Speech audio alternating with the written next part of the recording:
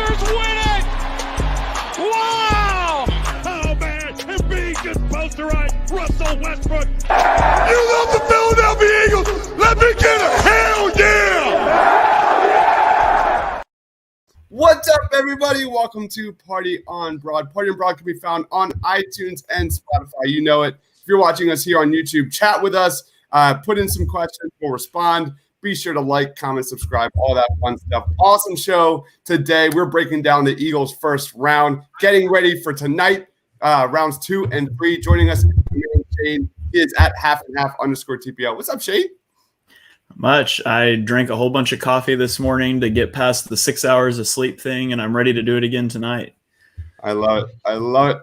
All right. Again, we have an amazing guest for you guys to help us break down the Eagles draft. My man is a writer for Touchdown Wire, one of the best football breakdown YouTube channels there is. He is Mark Schofield. He is, please give him a follow on Twitter at Mark Schofield. Please subscribe to his YouTube channel, all that stuff. What's up, Mark? What's going on, gentlemen? How we doing today? I wish I had gotten 6 hours. I put my head down around 3:45 this morning. Wow. And at 6 a.m., the cat started going haywire. And so I didn't really sleep after that. So it was a solid 2:15 for me. I've got the C4 coursing through the veins right now. I'm probably going to either pass out or just full on just die around 9 o'clock tonight when the Patriots are making a pick at 46. But until then, you guys get me to talk about the Eagles. So excited to dive in. Dude, thank you. Let's jump right in here. The Eagles moved up with the Dallas Cowboys for pick number 84 to select Devontae Smith, wide receiver out of Alabama. What was your reaction to the trade, man, and how would you grade that selection? My initial reaction was they were coming up for a corner. I mean, I thought that was kind of my initial reaction. You see J.C. Horn come off at 8. You start thinking, you see Surtain come up and you think, what are they going to come up for, like a Newsom? Could they be doing something like that? They're worried about Dallas. But then you realize that, look, they've got a receiver that they're targeted now. They wanted to make sure that they can get him.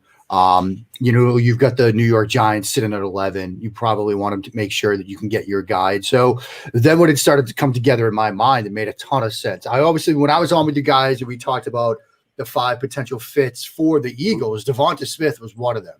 And we talked about what he does from a route running standpoint, from a separation standpoint. I know since then he sort of weighed in at 166. I'm not worried about that. I think he plays much bigger than 166. I think if you watch him against LSU, for example, you'll see a guy willing to go over the middle, willing to take hits over the middle, bouncing right up after them. Every time I saw him, I saw a player that plays much stronger and well above his weight class, at 166. And so looking at it now, I think it's an A- grade for me. I mean, it's arguably the top receiver in this class, or if not the top, a guy that's at 1 or a 2 or a 3 or whatever. And to get him where they did, I think it's a great move. Obviously, yeah, you had to give up the pick in the 80s to do that, but I think this is the kind of player that's worth it. And if you're going to build around Jalen Hurts, this is the kind of receiver that can certainly help you do that. See this thing? Like a smile, an Eagles fan smile. It's been a while. It has been a while, right, guys? Oh man, I'm just over the moon. We were high-fiving. We were having a great time last night. I bet. Shane, any quick reaction? What was your reaction when the Eagles traded up with the Dallas Cowboys there, man? Yeah, I mean, I think it's a strong commitment to Jalen Hurts that they traded up to 10, and with Justin Fields on the board, they took Devonta Smith. There's been a lot of talk of they want to evaluate him this year, and they might take a quarterback next year, but they had a chance to move back, pick up a first-round pick, and still get a top quarterback, and they didn't do it. So I think that's a pretty strong endorsement of Jalen Hurts by the Eagles organization. I grade this selection a solid A for the simple fact that the Eagles finally selected a guy from Alabama. It's been since 2002 in round 5, Freddie Milons. So it just kind of feels weird. We're sitting here glowing about the Philadelphia Eagles and having this much success in round 1. It's been a while. Shane, yeah, go ahead. I will say this. We all owe an apology to someone, and I said this on stream last night, but we all owe an apology to Kyle Shanahan, and here's why. The Eagles traded up with the Cowboys and took an Alabama player for the first time since 2002. Yeah. Just a few seconds later, the Giants traded back for the first time in 15 years, and the Bears got a quarterback. So maybe Shanahan was right. Maybe the world will end before Sunday. My Eagles underdog says Devontae is awesome. Loves screwing over the New York Giants. Who would you rather have second round, JOK or Asante Samuel or Trevon Moehrig? We're going to get into that in a little bit, Eagles underdog. We'll get to that very, very soon. Shane, you want to go with the next question, dude? Yeah. So, Mark, Nick Sirianni, new head coach. He's been a play caller, or he hasn't been a play caller, but he's been offensive coordinator before. How do you project him utilizing Smith on offense? And what do you think are some expectations fans should have for his rookie season? What's interesting about watching that Alabama offense last year, guys, prior to when he got hurt, Jalen Waddle was sort of their manufactured touch guy. A lot of, bubble screens, swing screens, orbit returns. They found ways to get him the football, and they just trusted that Devonta Smith would be able to get open on his own with his ability to separate, with his route running skills, with his footwork at the line when he's facing press man or press bail or press alignment coverage. But when Waddle got hurt, they sort of took Devonta Smith and slid him into that role. And they started doing some of that manufactured touch stuff with him, those orbits, those swings. And so that tells me that he's a very diverse player that you can use in a couple of different ways. And if Nick Sirianni looks at his roster, looks at his wide receiver room and thinks, look, Jalen Reagor is the guy we're going to manufacture touches for because of where he is as a receiver, you can trust that Devonta Smith is going to be able to separate. You don't have to put him in stacks. You don't have to put him in the slot. You don't have to move him around. You can trust him to be pressed. Or you could look at him and say, look, I like what he did in that second half of the season. We can use him in that way, at least sometime, or all the time. We can interchange these guys. And so what I really think, it gives them a lot of flexibility with how they construct their passing game, with how they construct their sort of 12 personnel when they've got 2 receivers on the field, 13 with 3 receivers. So I really like that from a sort of roster construction and an offensive conceptual standpoint. I think Smith, the expectations should be reasonably high. He's a very talented receiver. When you look at him, what he was able to do against some of the best corners you could see, in the SEC, guys like J.C. Horn, some of the other guys, Eric Stokes and others that either got drafted last night or might get drafted tonight, like a Tyson Campbell, when he saw him a couple of times in that Georgia game. This is a player that could separate consistently against some of the best coverage that he's ever faced. And he produced in an offense where Jalen Waddle, before he got hurt, was the go-to guy and went off the board before him. And so you look at that and you see a receiver that I think can step into an NFL offense and produce early and produce at a relatively high level. So I think the expectations should be high, but with good reason. This is a player that I think, given his skill set, his ability to separate, should be able to contribute immediately for this team. You look at the Eagles last year, 28th in explosive plays through the air. It was truly a struggle top to bottom on offense. It's crazy to think that the Eagles took back-to-back wide receivers in the first round. It's like, what am I watching? What is going on with this Eagles team? But they truly struggled to develop these guys. Last time they actually had success developing a wide receiver seems like Jeremy Maclin and Deshaun Jackson. And you look at D-Jax, quick question for you, man. You look at the impact Deshaun Jackson had his rookie season, over 1,000 yards on the ground and receiving. Do you expect kind of similar numbers to Deshaun Jackson making an impact on this offense, or is that too crazy? I think it's a high estimate. It's sort of a ceiling, but I think it's one that can be reached. I think a lot of it will depend on Jalen Hurts now, because now he has 2 young weapons in, both Reagor and Devonta Smith. And with Sirianni's ability to sort of scheme things up, I could see, a lot of shallows, a lot of crossers, trying to get the football to one of those guys in space, maybe some drive concept stuff where you've got one over the top of those 2 guys. There's an opportunity to get a lot of touches and a lot of opportunities, for Devonta Smith, even as a rookie. And so, 1,000 combined yards, obviously the bulk of that I think would be receiving. He's going to give you some stuff sort of in the jet sweep, fly sweep game. I think that's a reachable goal. And I do think that, with his skill set, there's an opportunity to build that sort of, I don't want to use the word, the phrase West Coast or air raid, because we know there's a blend between offensive concepts, but a sort of quick strike and pass and attack that maximizes yardage after the catch with some skilled, with some designed shot plays downfield.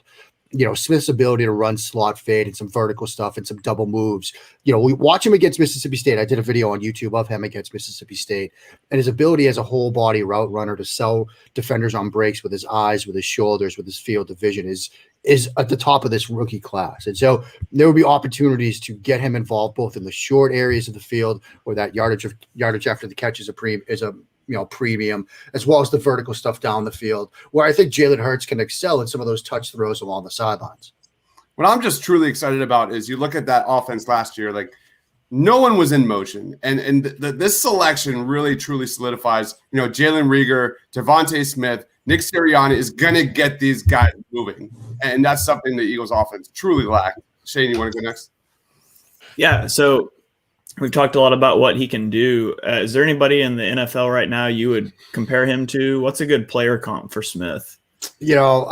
I don't think there's somebody in the NFL. I think the easiest sort of one-to-one comparison for him is Marvin Harrison. Ooh. And I hate comps generally. And I specifically hate when you take a player that's coming out of college and compare him to somebody that's one of the best to do it. It's probably going to get into the Hall of Fame, But I do I get that Marvin Harrison vibe from him, that silky smooth route running skills, the frame, the size, the separation, the ball skills, the confidence, the willingness to play above the weight. I think Harrison had that. And I talked about that earlier with Devonta Smith, that willingness to watch the video I did of him against Mississippi State. You'll see him in a stack slot blocking on screens. I mean, a guy that's 166, you might worry about that, but Alabama did it. Nick Saban did it.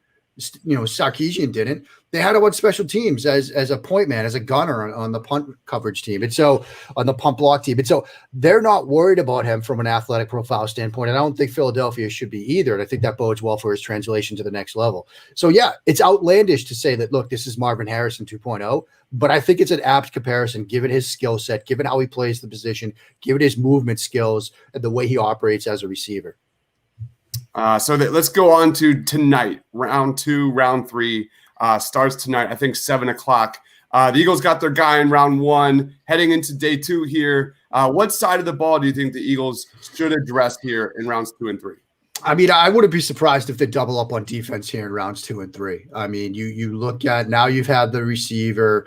You might want to address offensive line depth at some point, but I think there's depth to be had both in the interior and to the tackle spots where you could wait even into early day 3 to address that. You might get a guy like a Spencer Brown, the athletic tackle from Northern Iowa, who certainly moves extremely well, incredibly athletic, but there's some rawness to him. And so he might slide to the 4th round or day 3 where you have an opportunity to go get him.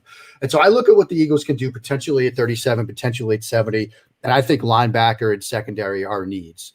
I look at that pick at 37. I'd be more inclined with a Jabril Cox over a Nick Bolton at that range. I really like Jabril Cox. I mean, I think his movement skills, his transition skills, his change of direction skills make him the sort of modern coverage type of linebacker. And, if you're going to incorporate some Tampa 2 stuff, some stuff where your linebacker has to carry 3, where 3 up is 3, you think of Devonta Smith, right? What's one of the plays that comes to mind is that touchdown against Tough Borland, where Tough Borland, a middle linebacker, is trying to carry Devonta Smith on a vertical route in that coverage system. Jabril Cox can make that play. And so I look at his ability as a coverage linebacker and think that might be a tremendous need for them to address at 37. If they go corner, Tyson Campbell, who we just mentioned from Georgia, is an option. Melon Fonwu from Syracuse is an option. They could look inside and sort of look at the slot corner spot. Aaron Robinson from UCF could be an option. Maybe Elijah Molden. I really like him as a football player, but 4.6 speed and 29.5-inch arms, that's a bit tough from an analytics standpoint. I'd be more inclined to sort of go that direction at 70. But those are guys in play at 37. If you sort of slide things back a bit and go to 70, if you go corner, Paulson Adebo from Stanford, who opted out, but I think has tremendous ball hawk and ball skills, can disrupt at the catch point. I like him as a corner option. If you start thinking linebacker, maybe a Pete Werner is an option there at the linebacker spot. Maybe a Baron Browning, who I know a lot of people thought maybe we get some first-round buzz, but he slid down a little bit. I think people saw, Trevor Lawrence beat him to the edge in the semifinal game, and he got kind of benched after that. But he might be an option at 70. Monty Rice from Georgia, who's a player I really like. And then Dylan Moses. I know there are a lot of people that are looking at Dylan Moses and how he sort of failed to put it together at Alabama. This is a former top-ranked recruit. And yes, he's got some, inconsistency in terms of reading and reacting to stuff happening in front of him. But I see him chasing down, receivers along the boundaries. I see a full-on sideline to sideline player. I think someone with that athletic profile and that kind of background as a recruit is still worth taking a shot on. And so if he's there at 70, it might seem early on other boards. Like I'm flipping through Arif Hassan's consensus big board right now, and I'm in the 110s, and I'm still looking for him.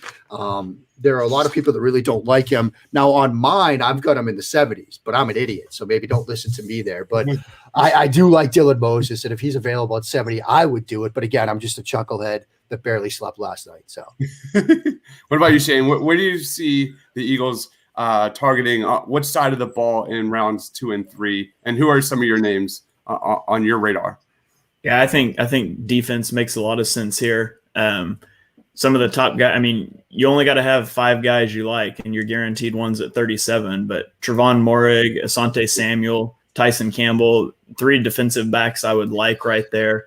I really like Jeremiah Owusu-Koramoah. Thought he would go first round. For a team that liked Malcolm Jenkins, they should love Owusu-Koramoah because he's that weak side linebacker. He can be a box safety. He can cover guys man in the slot. So I think he could make a lot of sense. And I think they would like a guy like Christian Barmore if he's there. They love to build through the trenches. Fletcher Cox isn't getting any younger, and Malik Jackson's gone. So I think Barmore could make a lot of sense for him too at 37. Yeah, Shane, I like that you mentioned Barmore because, that's a really thin position group. Yeah. I wouldn't be surprised if New England takes him at 46 if he's there. It's a thin group. He's probably the best option. Maybe some people might prefer Levi O. I know there are some people like Ilan McNeil, the kid from NC State. But like you said, Fletcher Cox, he's on the back 9, let's say. And you have an opportunity to address perhaps that position group with arguably the best prospect at the position at 37. It wouldn't surprise me at all. JOK is another one. I'm surprised he fell out of the first round. I think part of that might be the positional uncertainty in a sense. Mm-hmm. Do you make him a stack linebacker? If so, he's the smallest in the league. Do you put him at slot corner? Maybe, but I don't know if he has the athletic profile for that, even though he did it at Notre Dame. Do you transition him full-time to safety, kind of like Shane alluded to? You might want to do that. But I think he's a tremendously talented football player. And when I see somebody running with Daz Newsome and Amari Rogers in the slot and then playing in that stack linebacker role and stopping the run and making disruptive plays at the mesh point like he did in that regular season game against Clemson, that's a guy you want on your football field, and you find a way to get him on the field. And so he wouldn't surprise me at 37. I think it's a forward-thinking kind of pick, that kind of positionless defender. It's interesting that you hear defensive coordinators talk all the time about how much they value versatility. But when you get those jack-of-all-trades versatile defenders, they seem to free fall because nobody knows exactly what to do with them. Yeah, it was like Isaiah Simmons last year, right? We all thought, oh, man, this is Superman on a football field. He's going, top 5, and he slides to where he does in Arizona. I think maybe it's a function of the fact that those of us on the outside are starting to buy into the idea of the positionless defender, the positionless football player. But when you're putting together game plans, people that have been in these locker rooms, that have been in these coaching staffs, kind of get trapped in that old design of like pigeonholing players. Like, here's our linebacker for our base defense. Here's our sub linebackers. Like this guy that could play multiple positions. If you've got 5 different homes, maybe you don't have one true one, and that could be what's at work here. For me, I think the priority tonight, I think I would love to see a double dip, even with cornerback. I'm talking about specifically outside cornerback. My guy tonight, though, safety, Trevon Moehrig at 37 would be absolutely a home run pick. Howie Roseman said it last year. The Eagles want to add speed to this roster. This guy's game is built on speed. He's got great size, 6'2", 202 pounds. But I love that Trevon Moehrig plays with that swagger, that confidence, that alpha mentality that you love out of the safety position. So if you would have told me, Mark, 24 hours ago that Howie Roseman had the possibility of landing Devontae Smith and Trevon Moehrig in the first 2 rounds, I would have called you crazy, man. Yeah. I mean, I'd be surprised if he got past Jacksonville at 33. I mean, I think every time I did a mock draft in the past like month and a half, I was like, okay, I'm at 25 here with Jacksonville. It's Trevon. Like, okay, this one's done. Now I can figure out what in the world the Browns are doing at 26. But he might get past them. I mean, I didn't expect them to draft Travis Etienne at 25. I mean, he's a talented back, but to draft him at 25 and say he's your third down guy, I think is just okay. Well, good luck with that one. It's a bit of a shocker. But yeah, you're right. Look, they could have a decision between, if you look at Trayvon, if you look at JOK, if you look at Jabril Cox, some of the other guys we've talked about, Nick Bolton. I mean, they could go in a completely different direction and say, look, Azeez Ojulari, people thought he was a first-round edge. Like, the value here is hard to pass up. Maybe that's an option for them. They're going to have an opportunity to draft a very impressive player at 37. And you come out of that with any of these names at 37, and Devonta Smith in the first round. Those are two incredible, like, roster-changing picks from Howie Roseman for sure. Yeah. It's funny that the Travis Etienne pick, I did not like the pick, but if they took Morig at 25 and they took Etienne at 33, I would be okay with it. So they have a chance to make it right tonight, in my opinion, but it's just flipped from how I would have done it. What's interesting, though, I don't know if you got – I saw some early odds on, like, over-unders for players sort of in, the second round. The over-under for JOK is 33.5. Wow. So it seems like Vegas is basically saying, like, he's going 33. And I think Trevon's was 37.5, which tells you Vegas thinks he might indeed be the pick at 37. I thought for sure the Ravens would have picked him up. Like, Trevon Morig in a Ravens jersey. Like, yeah, I was very surprised what the Ravens did with Bateman. I mean, I understand there are a lot of people that thought they'd go receiver, and I do sort of like the fit. But I thought, look, they could have gone with Trayvon there. That would have been a Ravens type of pick. I thought they might have gone offensive line. They feel like going to need it in the interior. Jenkins apparently seems to be falling because of a hip injury, but they could have put him in the interior. I like Owe, the edge. I think that was a good pick for them. But yeah, the Bateman one kind of surprised me. Yeah. My last question to you, like, what's your take on the Cowboys and Giants? It seems like the Giants kind of they didn't make a move when they should, and kind of move backwards there. And then you have Kadarius Toney to the Giants, and then the Cowboys missing out on the two top cornerbacks in J.C. Horn and Patrick Surtain, and they ended up with Parsons. Any quick takes on those two teams? Yeah, I mean, I could see in a sense why both picks were made. You look at we'll start with the Cowboys. Obviously, we all thought they were going to go corner, but when Horn comes off the board and then Surtain comes off the board, like, I feel like, they looked at it and thought the value just wasn't quite right to go with one of the other corners at that point of the draft, particularly when, look, they've got a quiet but growing need at the linebacker spot. Like, Sean Lee just retired. Like, Smith has had some up and downs to him. Leighton Vander Esch has had some injury issues. And Parsons is a top 5 talent. It just comes down to, like, how highly do you value the off-ball linebacker position in today's NFL? But I understand the sort of need there, and they addressed it with a player that was fallen. So I think that makes some sense. The Giants one is a bit interesting to me because they were in a situation where, I understand the trade back and acquire in the future first. I think that was a very smart move for them. But to then come back to 20 and Toney, while I like the fit sort of conceptually, they could have gone in different directions there. They could have gone edge. If they were to draft a slot type guy, which I think Toney is going to be for the most part, they could have done that at 42, and they could have addressed edge at 20 when, they drafted Toney. Now, I think, he'll be a nice fit for them. He'll be a nice piece. They can do some gadget type things, similar to what we talked about, those manufactured touches that we've seen at times from Waddle and Smith. And now there will be no excuses for Daniel Jones. Now you've added Kenny Golladay. You've added Kadarius Toney. Like, this is now a roster that you should be able to make something happen if you're Daniel Jones. And so there should be no excuses for him. And so, I like the fact that they added the future first, because let's face it, that might give them an opportunity to package that to get up if they have to draft a quarterback next year, if they've come to the conclusion that it's not going to be Daniel Jones. So I like that angle to it. I like giving, Daniel Jones the opportunity to be successful. I like Kadarius Toney as a prospect. So I think you can make sense in it from that sort of perspective. What are you seeing? Any last questions? Nope. I think I'm good. Awesome. Thank you so much for joining, Mark. Where can we find you? What do you got going on, man? Well, guys, thanks again for having me. I always love coming on with you guys. You guys know where to find me. If, for some reason the Eagles do something crazy tonight, you need me, just, shout. I'll be here, whatever you needed. I'll be popping on a couple different live shows tonight. David Crumrow, D-Crom, I'm going to hop on his. I'm going to actually be doing some live blog kind of stuff over at USA Today Touchdown Wire. I'm going to have best ski fits from day 2. I'm going to have a mini mock at the end of tonight. I'm not doing a whole 4th, 5th, 6th, 7th round mock. No, I'm not doing that again. But I might have 8 to 10 picks that I think make some sense on day 3. And guess what, friends? What? Tomorrow night, once this ends, you are getting a 2022 watch list on offense, a 2022 watch list on defense, and maybe, just maybe, it might not be Saturday night, but it might be sometime Monday, a 2022 mock draft. Jeez. Yeah. And I will point out, I did my way too early mock draft in August, and I got Trevor Lawrence to the Jacksonville Jaguars right. I got that one right. And I'm going to actually go back and revisit to see what else I got right. I also had Shaun Wade and Marvin Wilson in the first round.